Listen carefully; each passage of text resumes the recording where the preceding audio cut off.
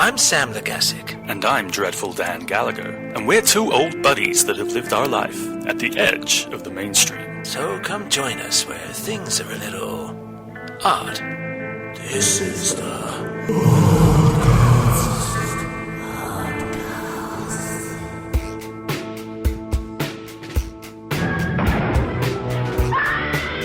You've got to believe.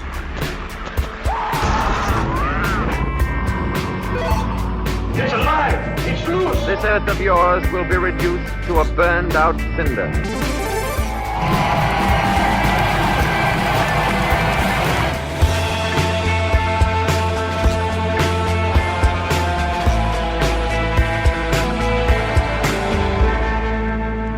Hello and welcome to ODDCAST, Movies, Music and Gaming. And here with me today, as every day of my life, annoyingly, is Dreadful Dan. Hooray! Me again. Hello.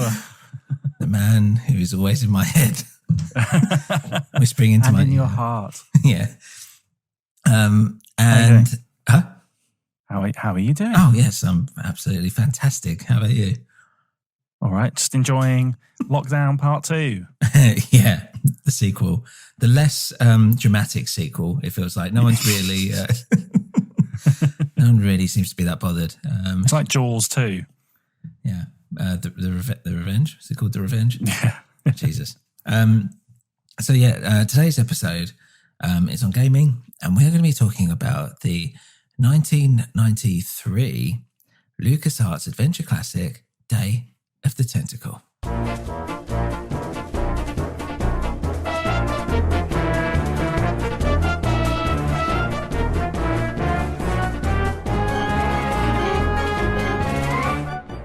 Dan, Day of the Tentacle. I want to say that you were the one who introduced me to this game way back in the day. Really? I think so. It's so long ago, I really can't remember.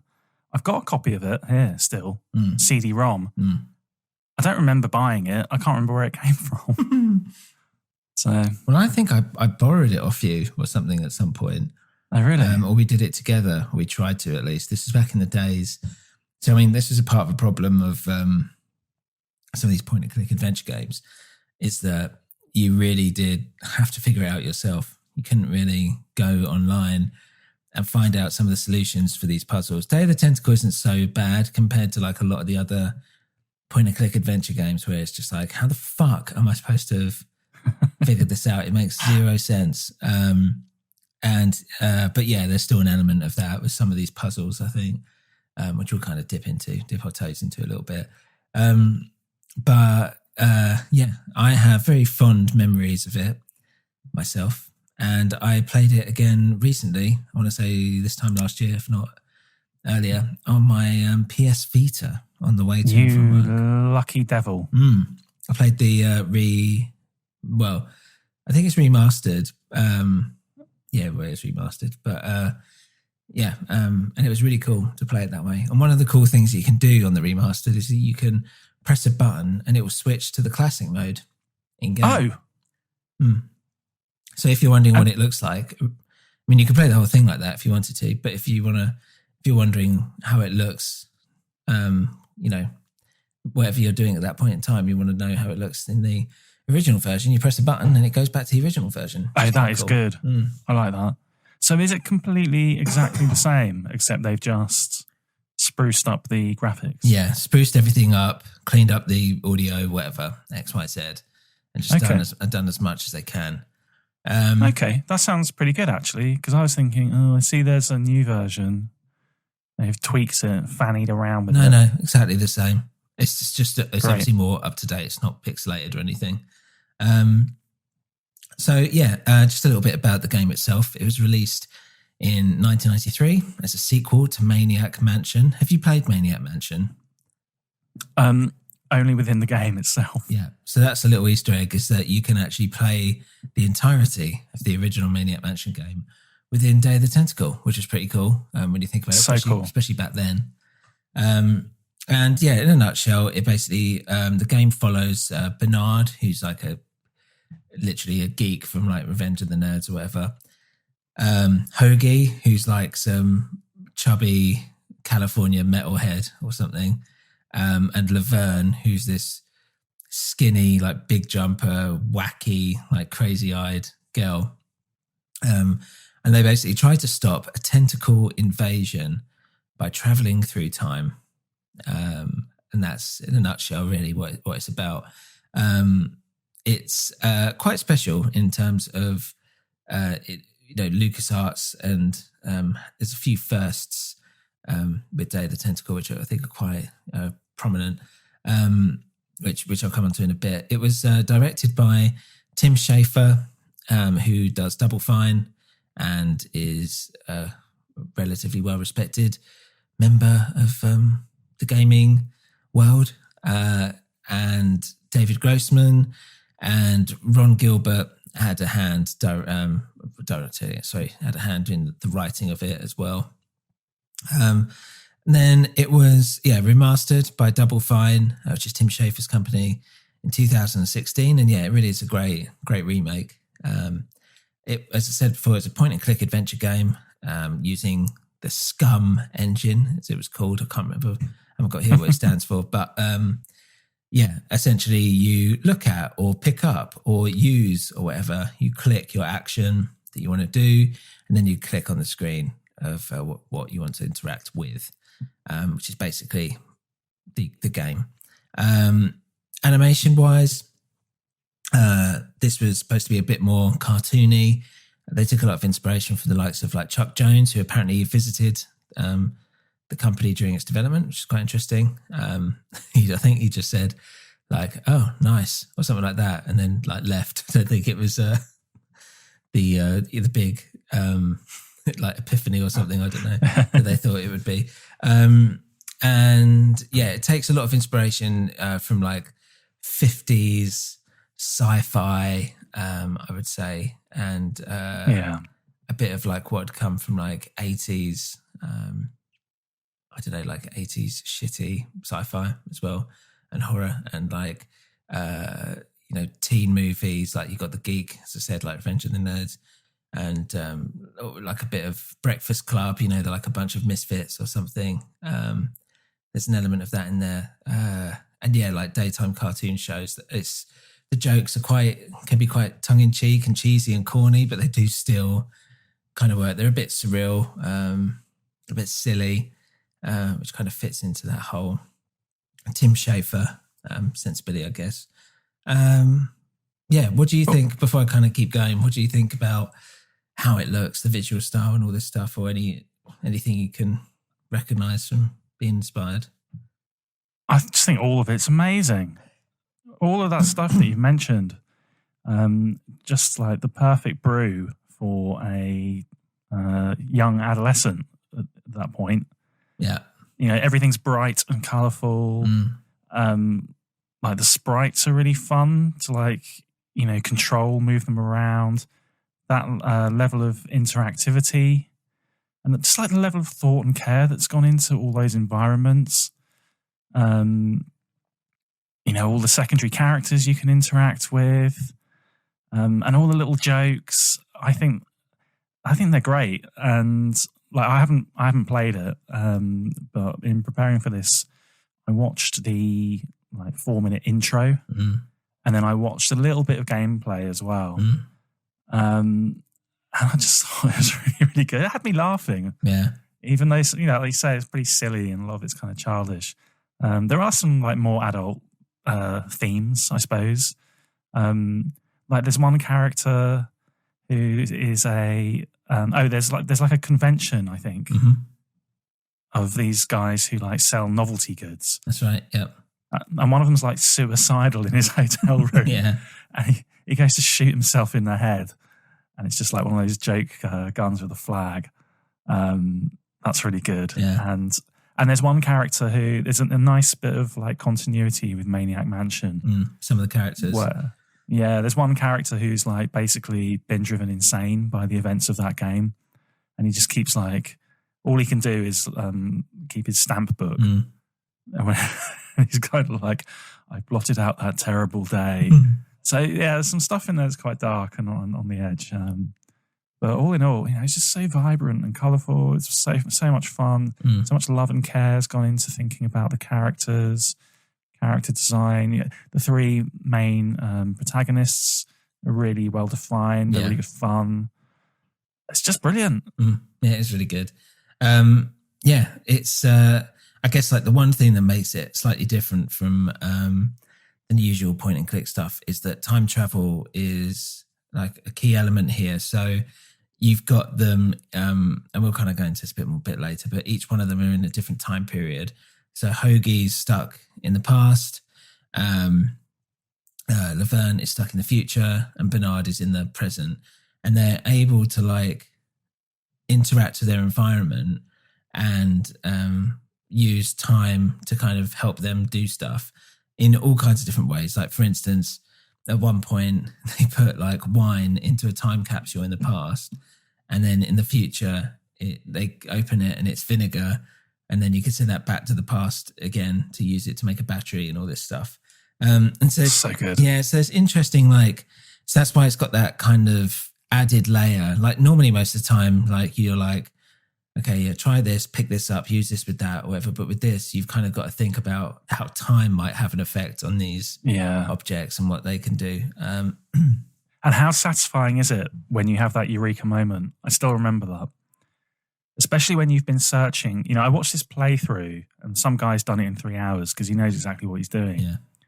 And he's doing stuff that you wouldn't naturally do. I mean, you spend a lot of time just exploring, trying to do things and looking for things.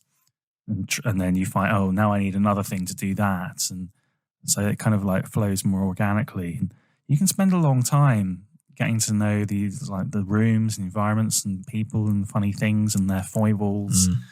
And that moment when you put 2 and 2 together and you think, that's how I get that. Yeah. Now, and that thing that I saw way back then, I've just contextualized it. I understand what it's for. And it's so satisfying. If you have access to the internet, then you won't understand. Like, if you've spent like so much time like going round and around trying to figure something out, some of the more trickier things. Yeah. Like how big that payoff is. Yeah, it's addictive as well. That's part of the enjoyment of the game. So making you feel clever that you're able to work it out, or just through sheer fucking luck. So yeah, talking about that intro, that 4-minute long animated opening credit sequence. It was basically the first LucasArts game to have that, especially such a long one, and that was quite a big deal. It was also the first LucasArts game to feature voice work on release. Okay. It didn't have it before. It wasn't planned to, but because of the CD-ROM audience basically wasn't there yet. And they were just going to release it on floppy disks. But yeah, basically as it was coming through development, CD-ROM sales started growing. And so they were like, okay, well, let's include some voice work for this game because CD-ROMs are doing well, and yeah, it would just kind of give it a bit of added oomph, I believe. So that voice work's brilliant. Yeah, it is really good because it's done well. A real touch of class. Yeah, like a lot of these games beforehand, especially like the Sierra games, I believe, a lot of the voice work was just done by people in the office or whatever. It wasn't done by actual voice actors, but this was done like professionally, and it really does it does add something to it, which is really cool. But yeah, it was released on floppy disk as well. I think it was like 6 discs, maybe more. But that was without the voice work. So the CD-ROM had the dialogue, the floppy disk did not. Which is quite interesting. And crying shame. You're missing out on half the fun. Yeah, exactly. So Ron Gilbert, who's involved with all these kind of LucasArts things, and he's kind of like the godfather of point and click adventure stuff. It's quite funny because he had a rules of game design, and I saw this and I was thinking, see what Dan thinks about these. So,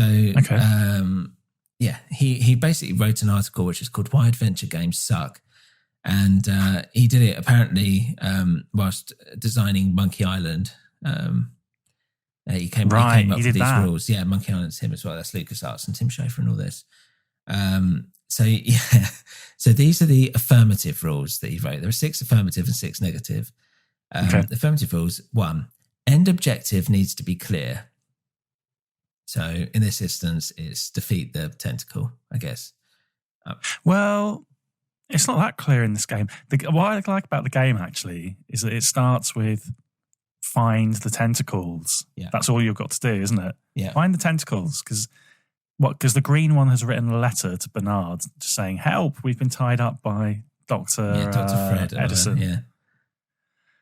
So you're like, oh, I've done it. Takes you about 2 minutes, right? And then that kicks off the actual storyline. Yeah, you realise you just fucked everything up. But yeah, from that point on, then it's pretty clear you've got to stop the evil tentacle. But you don't know what his plan is or how to go about it, do you? No. You actually just set lots of little goals throughout. Yeah. Number 2 of his rules: sub goals need to be obvious. And I think this is somewhere where a lot of adventure games fucking fall down. Puzzles should advance the story. I think that's fair enough. Yeah. Incremental reward, whatever that could be. Could put that with anything. Reward intent. What does that mean? I guess it's reward intent. Yeah. What, you have to go in a tent and get a hand job from him? No, I guess reward in a tent. I'm guessing it's like, I'm trying to use this like skull on this guy's head, and they're like, yeah, maybe this isn't the best thing to do with this, and they give you like some quippy line or something. Then it's like, okay, well they've rewarded the intent to do something. I don't know. Oh, reward intent and see. Yeah. Yes. Give the player options, and adventure games have to do that. Negative rules: live and learn / or in brackets it says here, no dying. So you can't die in these games. It's not really a game fail state. You just kind of keep trying. No backwards puzzles, which I guess is saying like, don't just retread old stuff. Don't make it boring. I'm guessing he's kind of saying. I forgot to pick it up, and then in brackets, backward puzzle type. So I think that's trying to again say, you've got to go all the way back to a previous screen or a whole thing to pick something up to come all the way forward again. No fun. Real time is bad drama. I'm guessing it's saying like just cut things that you don't need to actually see happen.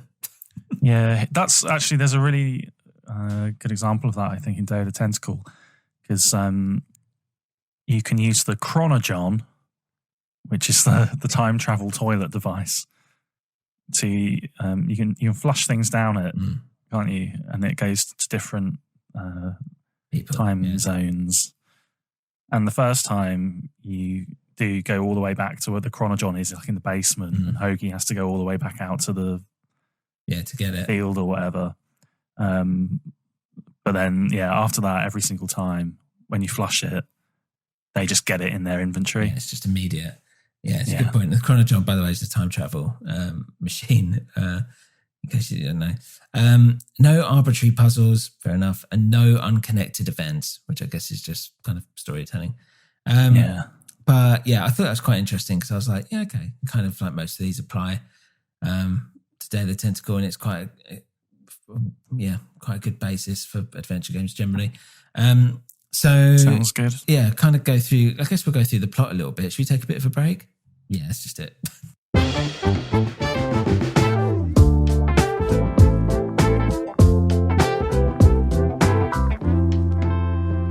So Dan, the plot. The plot thickens. So, shall I go over it? Do you want to tell me what you remember? Let me go. Yeah. Well, all I remember, I didn't remember anything. I really don't remember a lot of it. All I could remember when I sat down before I watched the trailer thing, the intro, was spending ages trying to get bloody George Washington to chop a tree down. Yeah, it's quite early on. That's the thing I remember most. Yeah, I know. It's I can't even remember if I completed this game, to be honest. yeah, you would have. I might have given up at some point. No, you would have done it. There's some tricky puzzles which I'll come on to, but yeah, why don't you fill us in on what you remember? Do you want to give it a go? I will try. So I believe you see the tentacles. They're at the mansion, which is the home of Dr. Edison, Yeah, Fred Edison, yeah. who is the mad doctor from Maniac Mansion, who was the villain of that game, I believe. And you see the green and purple tentacles. And basically this mansion is spilling out toxic waste into a stream. And purple tentacle drinks some of it. And he becomes like super intelligent, but a mad genius. Yeah. And it's a great moment. He's like spasming, has these fantastic like seizures. And then he kind of like goes, I feel like I could take on the world. Well, he's also got these little arms which kind of grow. Oh yeah. It's quite key. Yeah, it's quite funny. And then what happens? Oh yeah, and then we cut to Laverne and Hogie in their home, and a little hamster comes along to deliver a message, and you get some really good little character insights here, because she's like, oh great, a hamster, I can use that for my biology final tomorrow or something. I chop him up. And Hogie's like, no, I can use him in my band and like bite his head off or something. This poor little hamster. And then Bernard's like, no. And so anyway, he delivers a letter from Green Tentacle, says, help, we've been tied up by Dr. Edison. So they pile in their car, off they go to the mansion, back to the mansion. And they untie the tentacles. And just before Bernard unties them, I think the other two meet Dr. Edison, who's like, if anyone were to be so stupid as to untie those tentacles, it could be like the end of the world or something. So, yeah, at that point, Purple One's like, great, now I'm going to go and take over the world. Edison's like, you fool.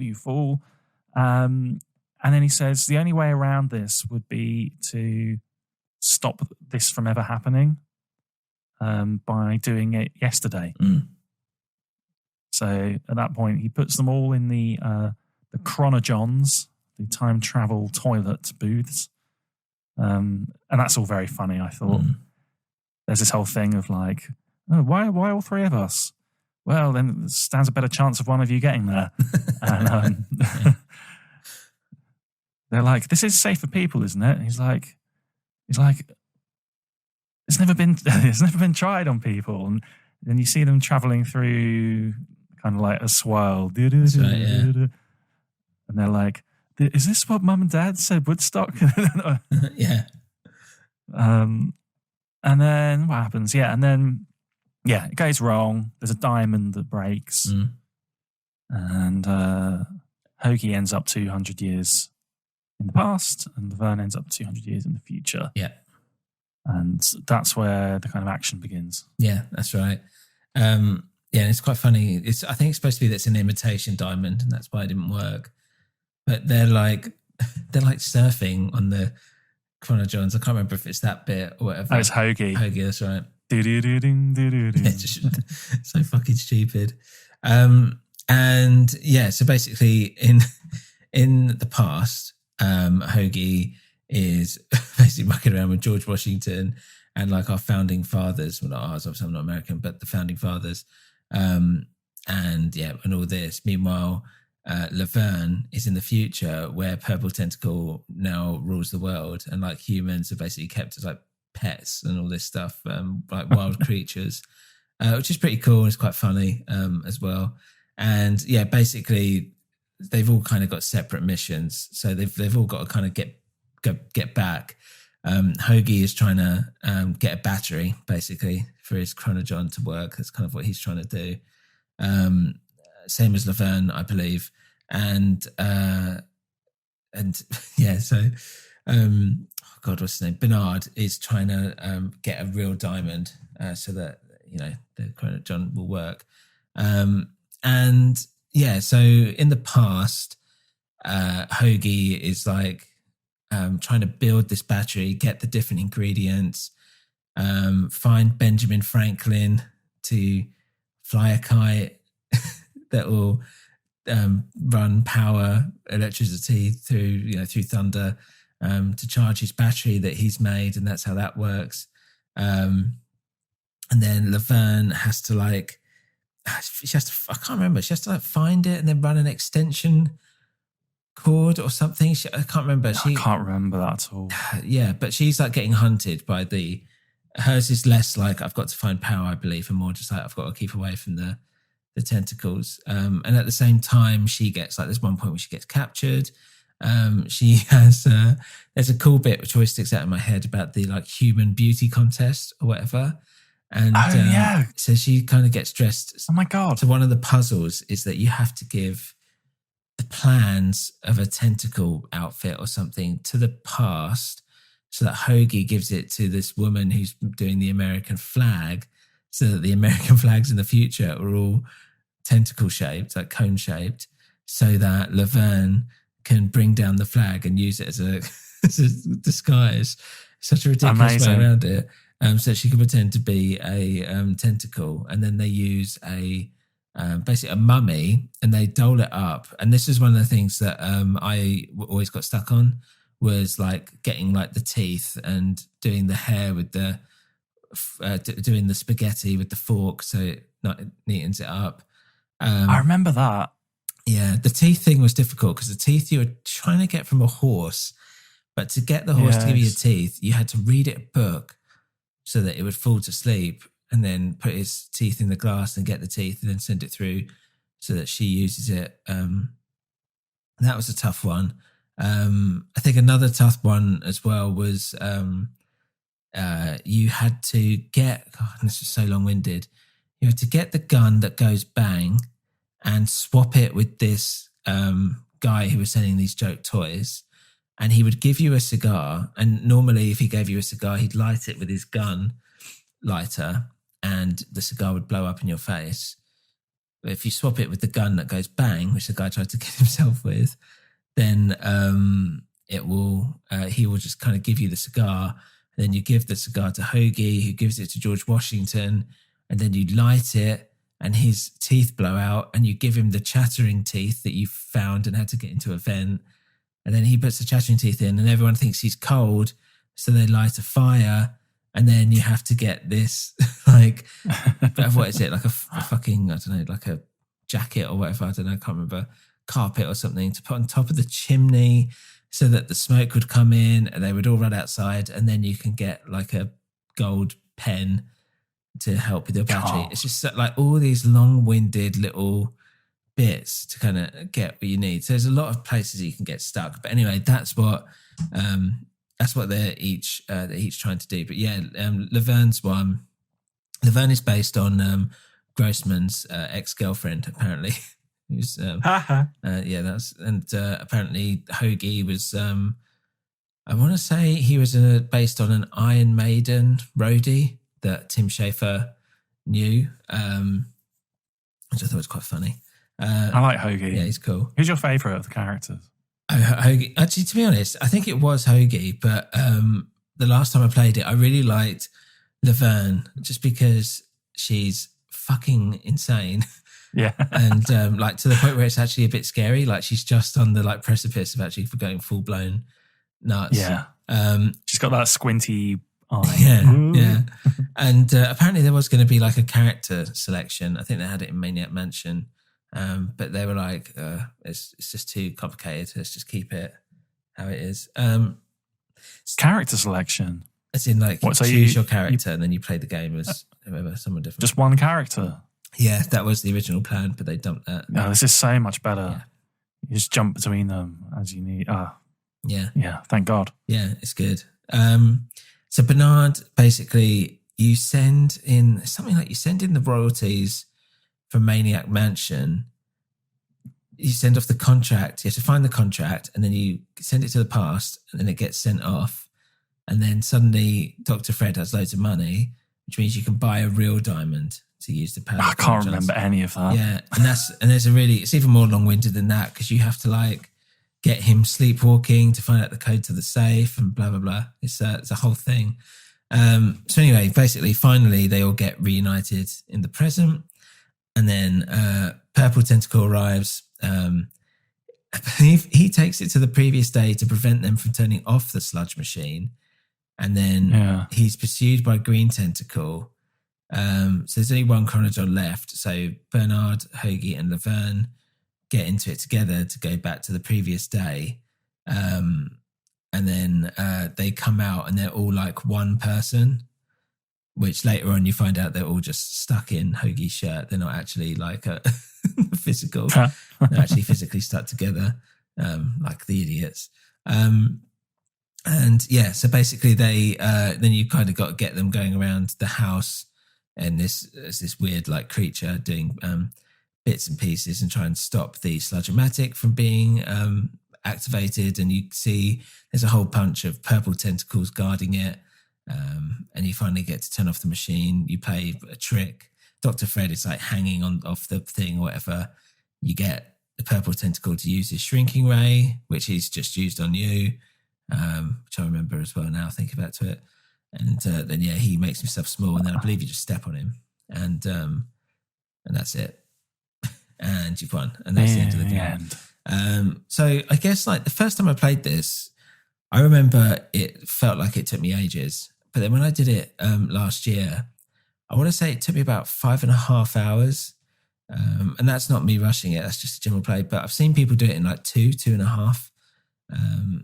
But they're not playing it properly. Yeah, well, they're just doing it. They're just doing it like in a mechanical way, just like going and getting.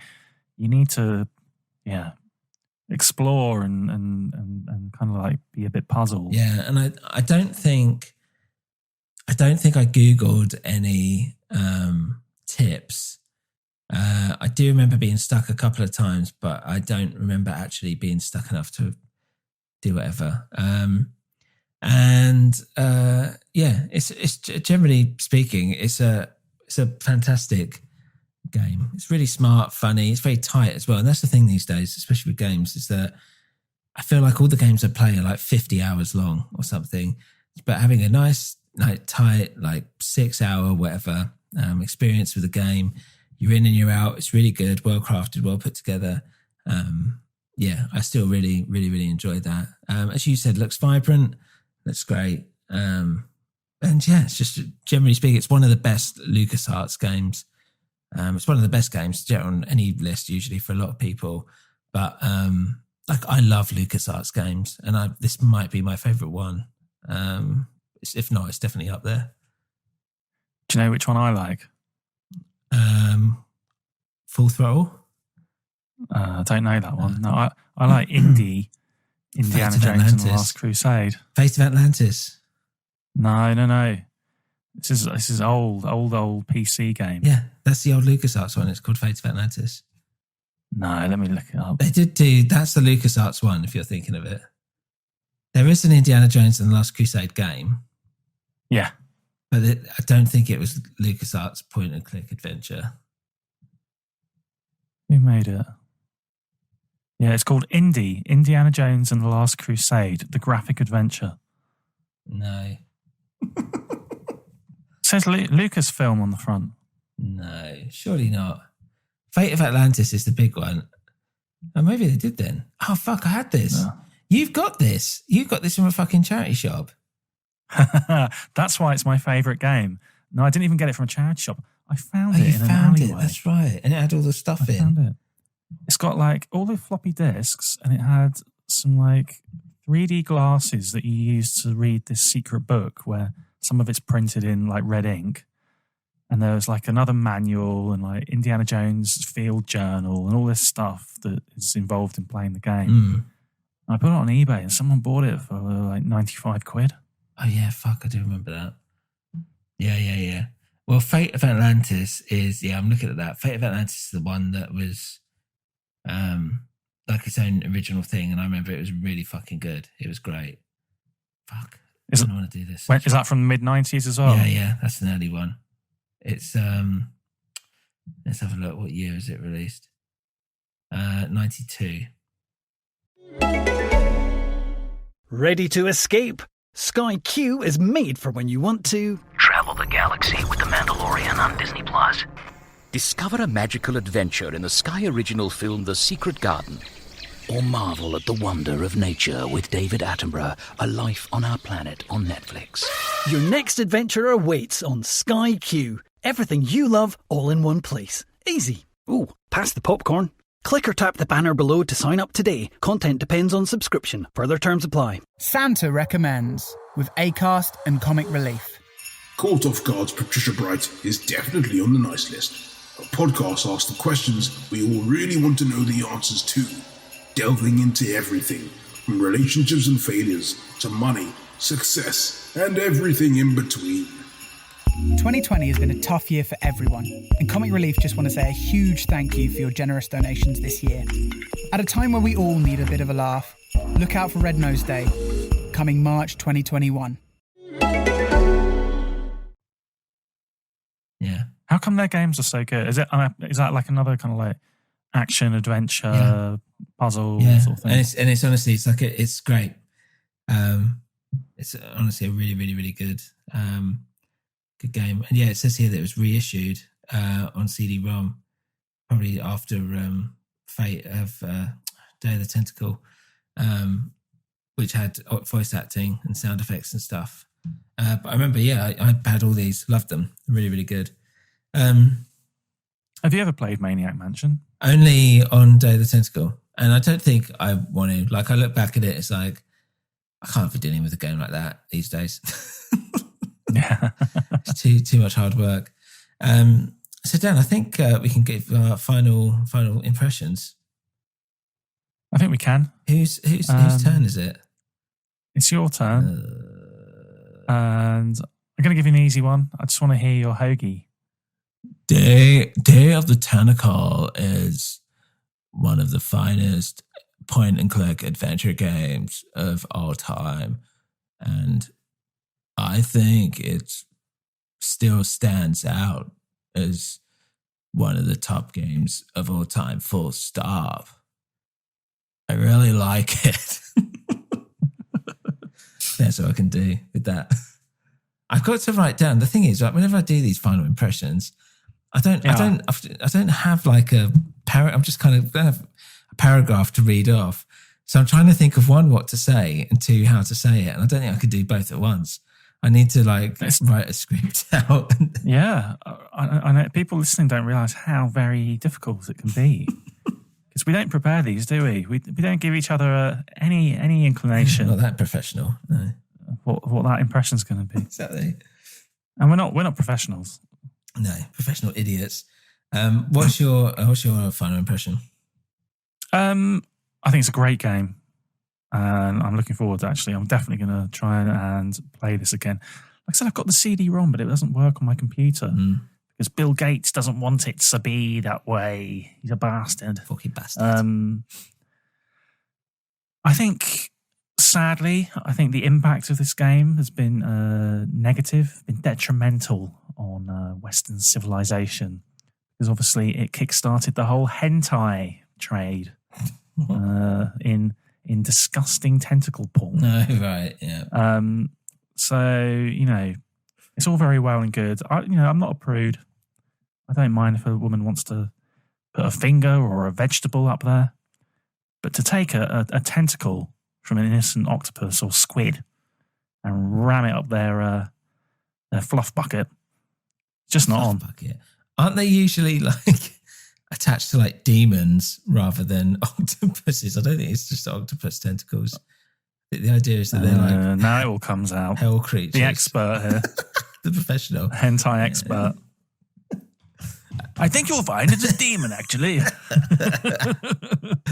Yeah. The more demonic, the better. The more I enjoy it. It's just the idea that you think hentai, this kind of manga porn, if people know what it is, it's just octopuses with women. It's just women.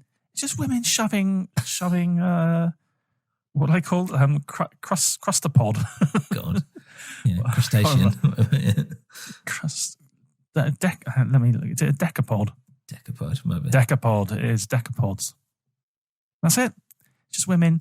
They take a decapod right up their fanny. God, get it up there. They're not. And then people look at that and they enjoy it.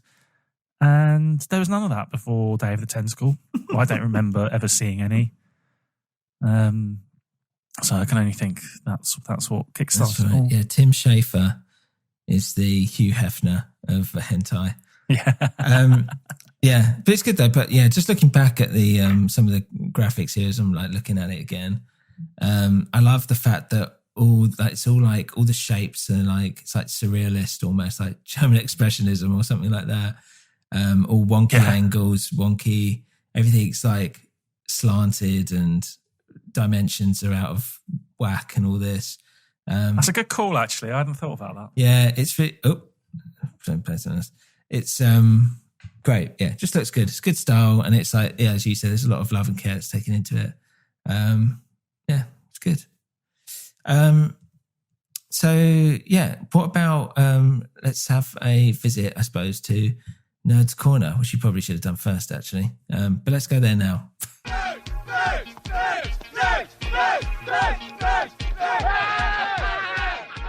Here we are. Let's have a look at some nerdy stuff about Day of the Tentacle. That's good, yeah. It's a shame, yeah, because the soundtracks list is really good and a lot of people seem to love it. You can go on YouTube and it's on there, but apparently whoever owns the rights to this, I don't know if it's like Lucasarts or Disney or whatever, seems to have no interest in issuing this. I think this would be, can you imagine, Sam, again, one for our burgeoning, fledgling record label. Day of the Tentacle on one disc green and one disc purple. That'd be good. That soundtrack. You should honestly write these down and we'll figure something out. All right. So yeah, there's no soundtrack. So I dug around and I found an interesting release of the game itself. So the CD-ROM version, you know, you got a normal dual case sort of CD in a cardboard box. But there's a rare triangular big box package. I suppose it's the shape of a tentacle, kind of. Okay. It's like a giant Toblerone box. Jesus. And essentially, yeah, you get in there, you get the disc and all the normal stuff. I noticed you also get a hint book, which I'm pretty sure I never had. No, didn't know one existed. Unless you got it on the front of a gaming magazine. That was it. So this has got, yeah, the official hint book, which is probably really helpful. And do you know how much that sells for? Eesh. The game in this box. I'll tell you, Mint. So one sold on eBay, not mint, condition good. Right. Am I taking a guess or are you telling me? No, you're going to guess. So condition good, which it looks good. It's got some obvious wear. I'm going to say £75. And that was it. That was on the 29th of October, 2020. Right. Recent. More. £125. More. Whoosh. £350. Less. I thought you were going to say it. £300. £300. Okay. Do you ever remember on Capital when it was the ticking clock thing? Do you remember that? Yeah. That was a crap game. That was really crap. Basically, the idea, I don't know if they did it anywhere else, but it was always on like the morning run to school, whatever. Yeah. And people would dial into this radio show on Capital. I'd forgotten about that. 95.8 Capital FM. And 95.8 Capital FM. And Chris Tarrant was doing it in those days, I believe. And what it was you'd ring in and they would set the clock and it would just be a voice going like £2, £5,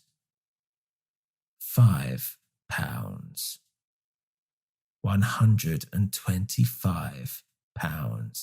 And basically it was how far could you get without it blowing up? Like how much did you want to risk it?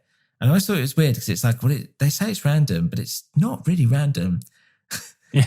It's like it's going to stop at some point. Like how much are they thinking they're gonna get? So yeah. So sometimes it'll be like £575, £3,624.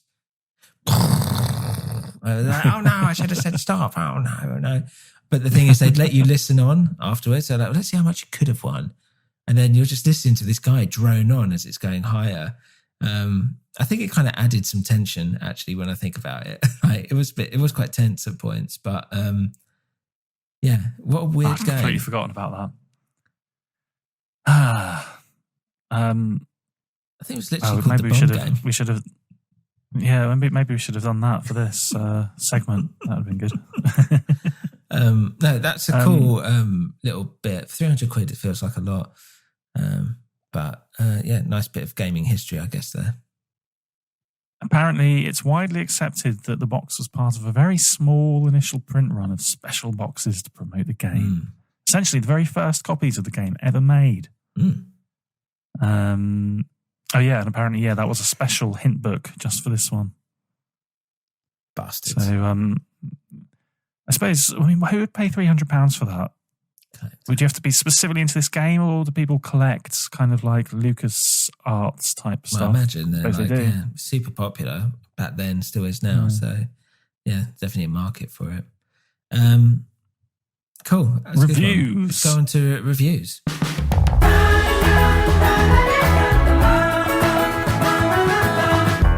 I hate it. Dan, hit me with some reviews. I can't find any bad reviews. People love this game. Although I've only looked at the original game. Maybe if I went and looked at the remastered one, we can find some more. I don't think... Well, maybe. Are there any funny ones? I'll kick off with one. I thought this was quite an astute observation. Like playing a Saturday morning cartoon. Yeah, it really is. It's well animated, hilarious, and a blast to play. And that does kind of sum it up, really. It does feel like, wow, this stuff that you're watching on Saturday morning, I'm actually doing it. Yeah. I'm controlling it. Yeah, especially with the remastered one now. Yeah, well, I guess that was Day of the Tentacle. That was it. I guess so. We've done it. Well, go on. Well, kind of, but I feel like there's just something more. There's just something more we've missed. Some crucial element. Well, not really. It's a relatively short game. I don't know what else there is to say about it, really. Well, where's the bloody sequel? I think the budget was $600K. Where's the sequel? That's what I want to know. Yeah, good point. Don't know. How can the story end here? He doesn't really do sequels, does he? So, chafes. Okay, well, the next, let's choose the next week's one. And it's going to be, either way, a film. We're now on the movie section. So we've just done gaming. Why do you look confused? I'm not confused. No, it's fine. That's fine. That's good. I got confused about, I was thinking about whether I remembered to turn my oven off. Oh, okay. So I'm going to press the button. Here we go.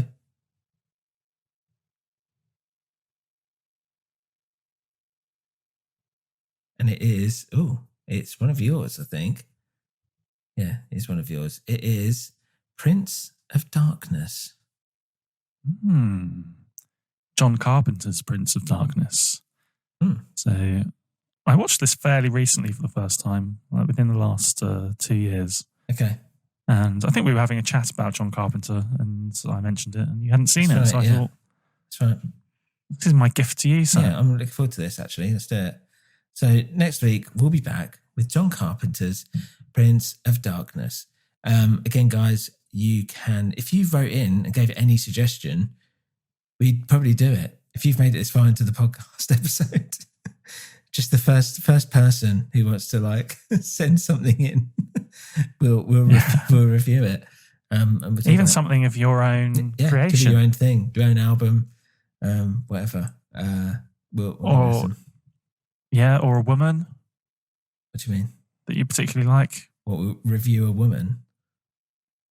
Yeah, or a man. How do you review a man? How would you review yourself as a man? Well, I wouldn't review myself. You'd have to review me. Why? Well, right, review me then. All right. Well, no one wants to know. No one wants to know that. No, I mean, like, intimately. What? Well, someone might be like, oh, so and so. Can you like sample them for me and give me a review? What? Sample someone? Yeah. They might be like, I've got my eye on, so and so, Steve, yeah. But I don't know if I really want to go there. Right. Okay. Can you guys, give him the once over and let me know what it's all about? Then what happens? And then we'll review him. What do we do?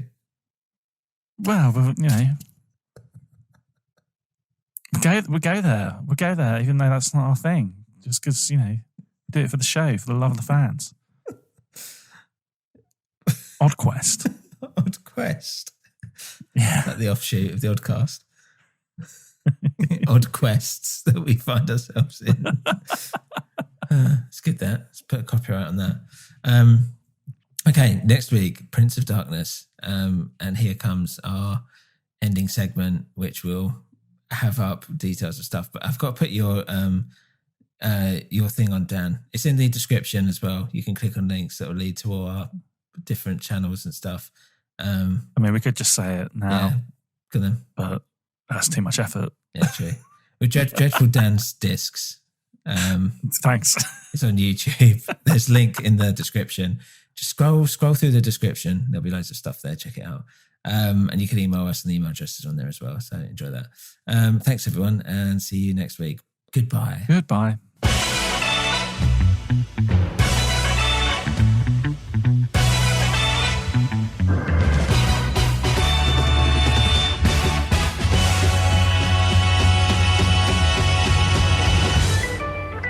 Hey guys, thank you for listening to Oddcast Movies, Music and Gaming.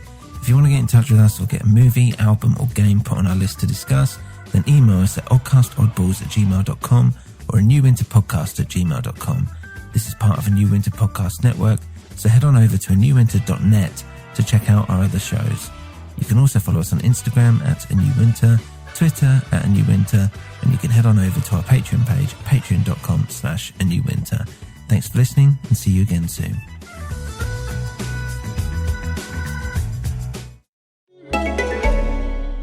Ready to escape? Sky Q is made for when you want to travel the galaxy with The Mandalorian on Disney+. Discover a magical adventure in the Sky original film The Secret Garden, or marvel at the wonder of nature with David Attenborough, A Life on Our Planet on Netflix. Your next adventure awaits on Sky Q. Everything you love, all in one place. Easy. Ooh, pass the popcorn. Click or tap the banner below to sign up today. Content depends on subscription. Further terms apply.